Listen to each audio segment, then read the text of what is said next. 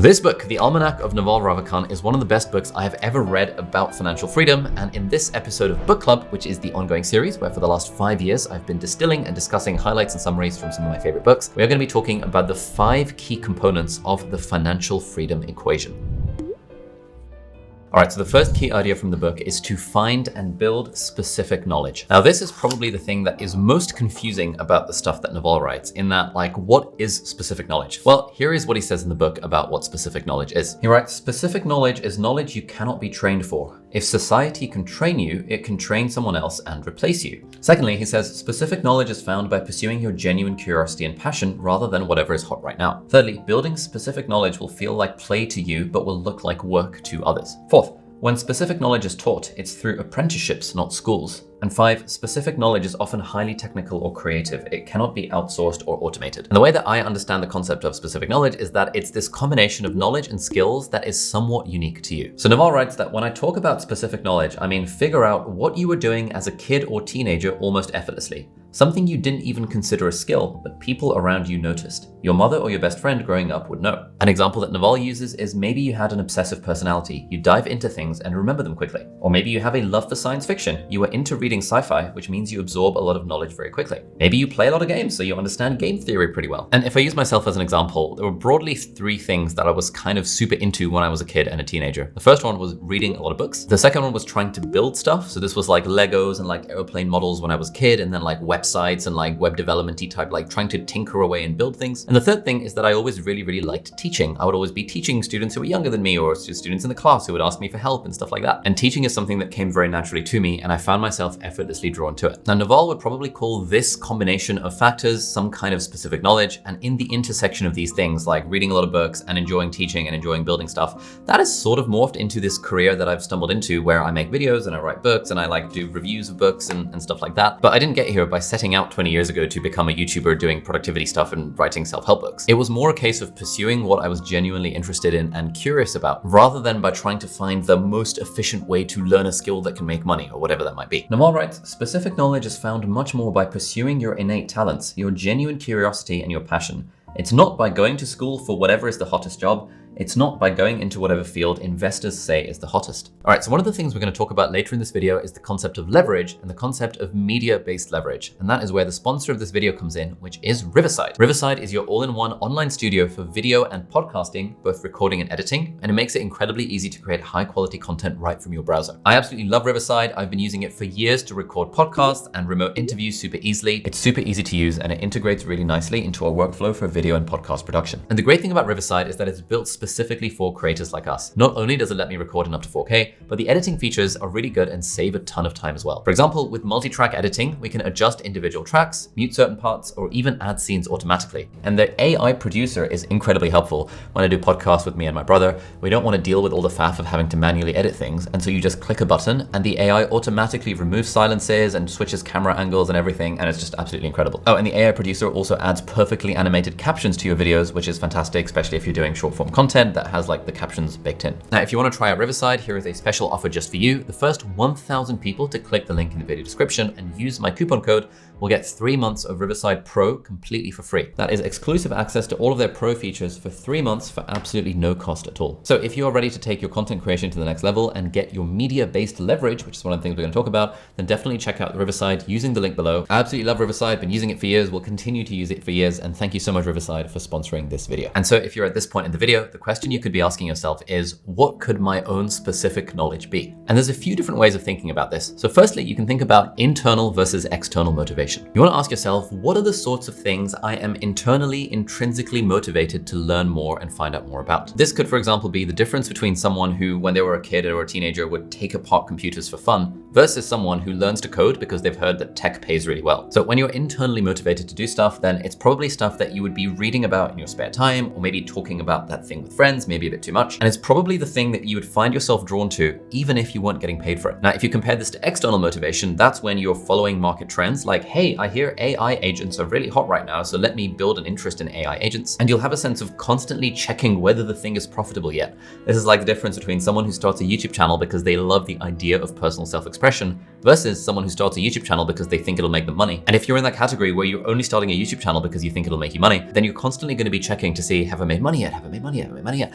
And given that it takes ages to make money and it's not even guaranteed, chances are if you are chasing starting a YouTube channel or any kind of skill because you see the money on the other end of the thing, chances are you won't stick to it long enough for it to actually work. And you probably won't enjoy it very much either, which means you will be outcompeted, if it's a zero-sum game, by people who genuinely do enjoy the thing. Secondly, you can think of building specific knowledge in the sense of process versus outcome. Are you focused on the process, or are you focused on the outcome? And generally the vibe is that if you're building specific knowledge, i.e. things that you can't be trained for, things that are found by pursuing your genuine curiosity and passion, if you're genuinely leaning into your own natural inclinations, then chances are you'll get lost in the process rather than being fixated on the outcome. And thirdly, something that Naval often talks about in interviews is that if you're looking for specific knowledge, you want to be looking at what are the intersections or the unusual or unique combinations that are specific to you. And true valuable specific knowledge often comes from combining interests in a way that might seem strange to other people at first. Like if we take someone like Joe Rogan, for example, he starts off as a comedian and then he gets into fighting and then he gets into like commentating on like martial arts fights and stuff. And then he develops a skill to just have a conversation with anyone. And then he starts a podcast, which ends up becoming like one of the biggest podcasts in the world. But this combination of like comedian plus fighter plus commentator plus interviewer, that's kind of an interesting combination that not many people in the world have. Or if you look at Naval Ravikant himself, like there are thousands and thousands of investors out there, but Naval is one of the most well-known, not because he is a particularly good investor, but because he combines the investing entrepreneurial stuff with philosophizing on Twitter and writing essays and these tweet storms about stuff like this, like wealth and happiness and health and how to get rich without getting lucky. And it's this combination of the philosophizing with the investing-y thing that leads to an interesting combination that makes Naval much more well-known than most other investors who maybe specialize just in the investing component. Again, what this is trying to get at is that if you really want to become wealthy, if you want to be financially free, don't just follow the previously pre-trodden paths. Because if there was genuinely a path that you could literally just, stack the blocks and like follow the path to a T and then that would get you rich, everyone would already be doing that, and that would be priced into the amount of money you can make from the thing. And so to round off this section, here are a couple of prompts that can help you think about finding your own specific knowledge. Firstly, what do you do on weekends that feels like play to you but looks like work to other people? Secondly, what topics make you lose track of time when you're learning about them? Thirdly, what unique combinations of interests do you have that seem unrelated? And four, what do your friends constantly ask your advice about?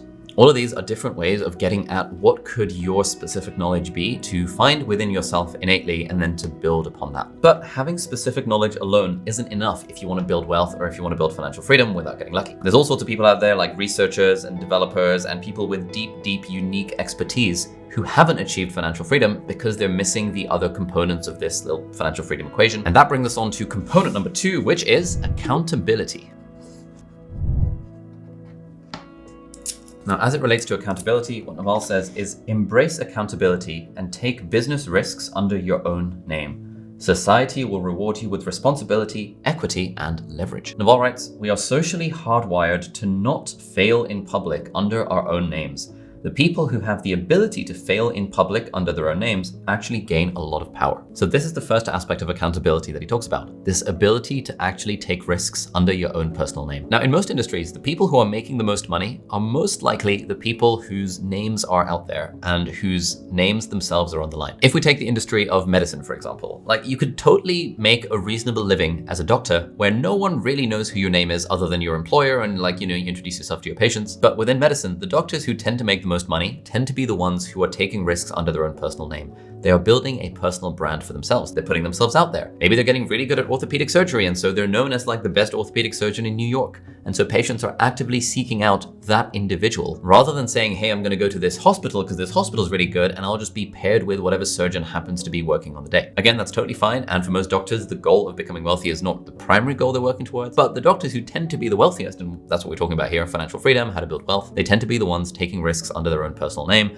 building their own personal brand, taking accountability without hiding behind a brand or an institution. Why do companies sell themselves to Berkshire Hathaway? It's not because they care intrinsically about Berkshire Hathaway. They care about Warren Buffett because Warren Buffett has built a strong personal brand, professional reputation, credibility around his own name. And therefore, people want to do business with Warren Buffett because he's built this credibility for being a fair guy, for holding on to stuff forever, for not really interfering with business. And that's one form of accountability in that you are putting your name to things. But another form of accountability that Naval talks about in the book is being accountable for your outputs rather than your inputs. So what does this mean? Well, for the most part, if you are, for example, an employee, you tend to be accountable for your inputs. in that your job is to show up and put in the hours. Fundamentally, the employer is buying your time, and the employer is hoping that as a result of that time, certain outputs will get produced, and those outputs will drive certain outcomes for the business or for the customers or whatever. But fundamentally, you're accountable for your inputs. The problem with being accountable for your inputs is that your time and value and work and how much you get paid is generally quite annoyingly correlated. Then you've got level 2, where you're accountable for your outputs. Now, in this context, you could imagine someone being, let's say, a freelance writer. Now, if you're a freelance writer and you're getting paid per article you produce, suddenly you're accountable for your outputs rather than your inputs.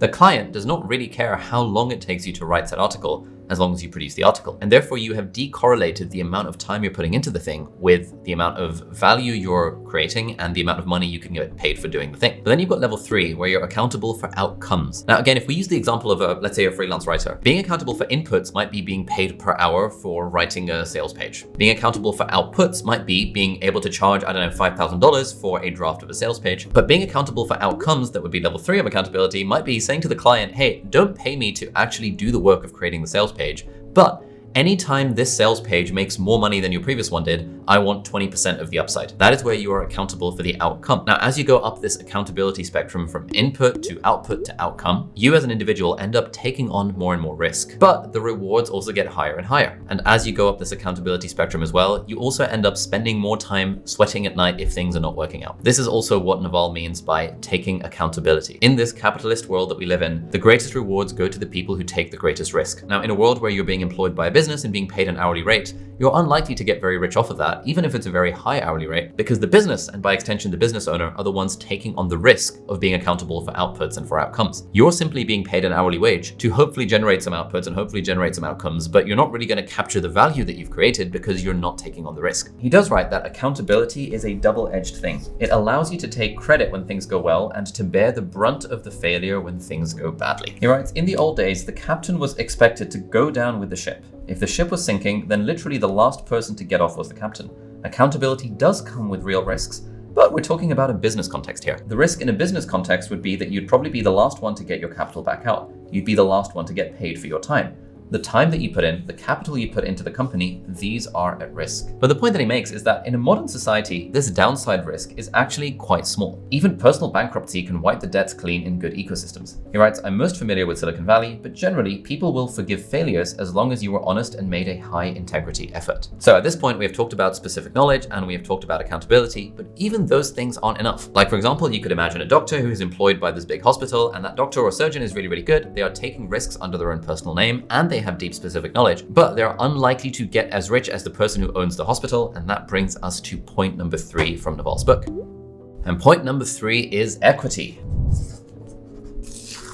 Naval writes, if you don't own a piece of a business, you don't have a path towards financial freedom. Why is owning equity in a business important to becoming rich? Well, it's ownership versus wage work. If you are paid for renting out your time, even lawyers and doctors, you can make some money, but you're not going to make the money that gives you financial freedom. You're not going to have passive income where a business is earning for you while you are on vacation. Without ownership, your inputs are very closely tied to your outputs. In almost any salaried job, even one paying a lot per hour like lawyer or doctor, you're still putting in the hours, and every hour you get paid. Without ownership, when you're sleeping, you're not earning.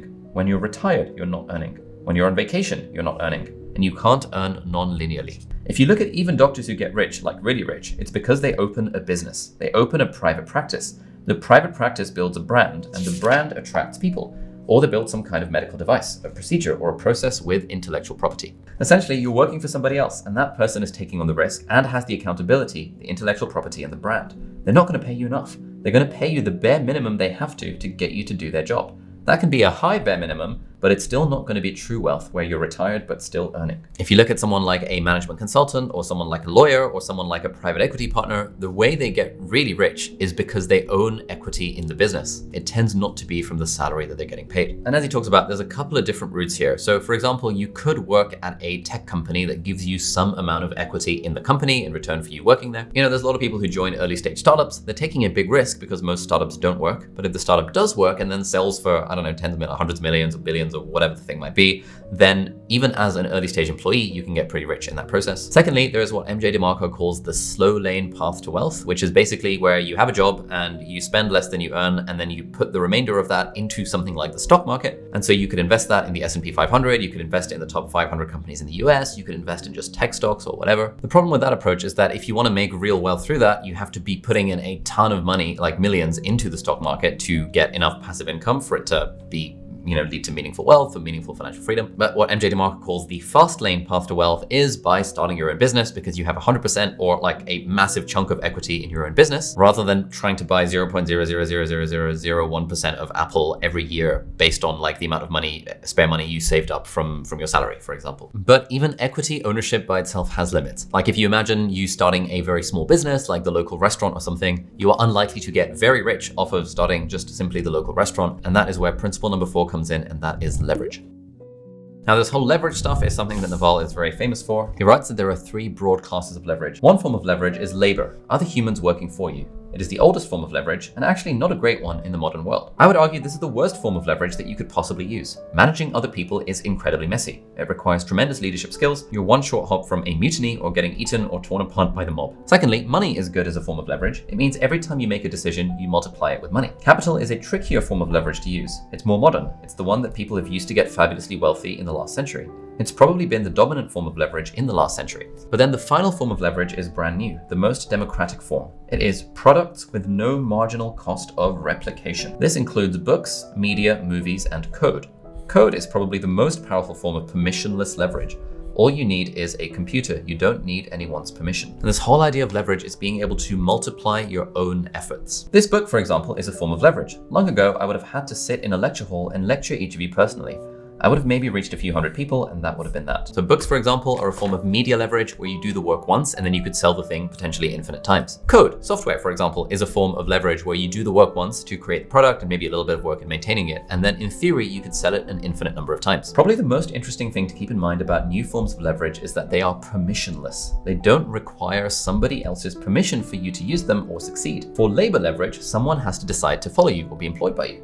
For capital leverage, someone has to give you money to invest or to turn into a product. Coding, writing books, recording podcasts, tweeting, YouTubing. These kinds of things are permissionless. You don't need anyone's permission to do them.